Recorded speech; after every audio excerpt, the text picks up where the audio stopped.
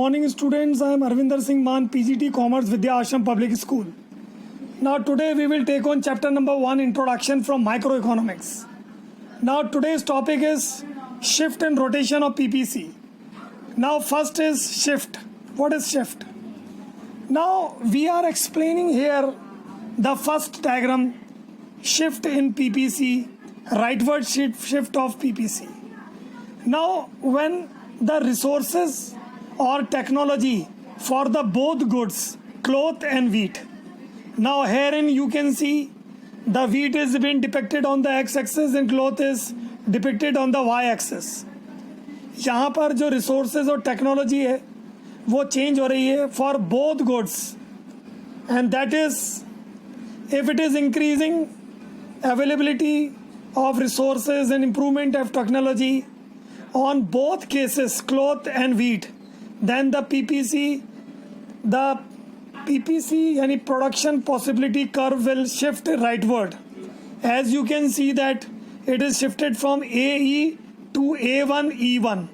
So it is going rightward because the resources and availability of resources has increased and improvement of the technology has increased.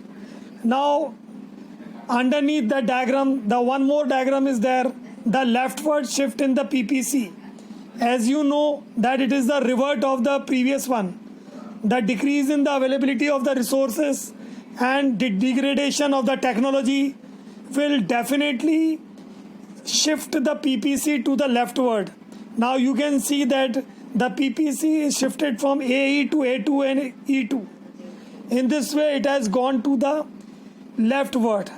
In this way we can see that if there is a decrease in the resources and degradation of the technology, then definitely it is going to the leftward. Now the next one is resources are not fully effectively employed. In case if the resources are not fully employed, that means the situation is C, where in the diagram you can see the goods X is on X-axis and goods Y is on Y-axis. Now impact of efforts towards reducing unemployment, production is below the potentiality of the economy, government starts employment generation schemes. अगर ऐसा होता है, the economic slowdown in the foreign countries affecting the exports from the India. ये situations हैं हमारे सामने कि there will be no effect on PPC, and you can see that the efficient utilization of the resources, if the resources are unemployed or underutilized, the actual production will take place inside. देखो अगर हम resources को पूरी तरीके से इस्तेमाल नहीं कर पा रहे हैं तो हमारा जो point होगा C होगा वो PPC से नीचे होगा और वो ये शो करेगा कि हमने अपने resources को utilize नहीं किया है. हमने ना तो physical resources को utilize किया है, ना human resources को utilize किया है, ना टेक्नोलॉजी को यूटिलाइज किया है.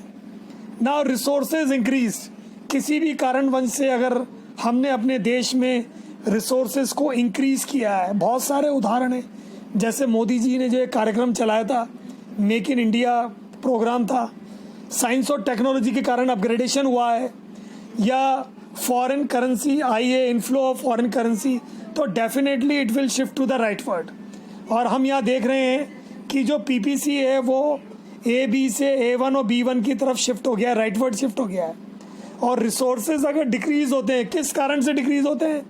अर्थक्वेक से, डिजीज, एपिडेमिक डिजीज से, जैसे कोविड-19 है, तो ये एक बहुत बड़ा डिजीज़ है, बहुत बड़ा वायरस हुआ है जिससे हमारी इकोनॉमी में डाउनफॉल आया है.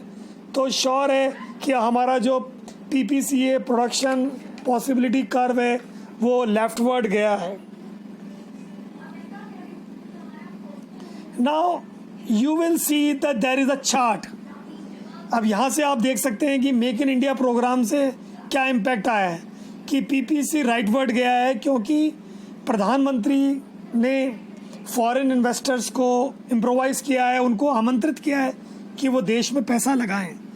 Education for all, PPC rightward जाएगा.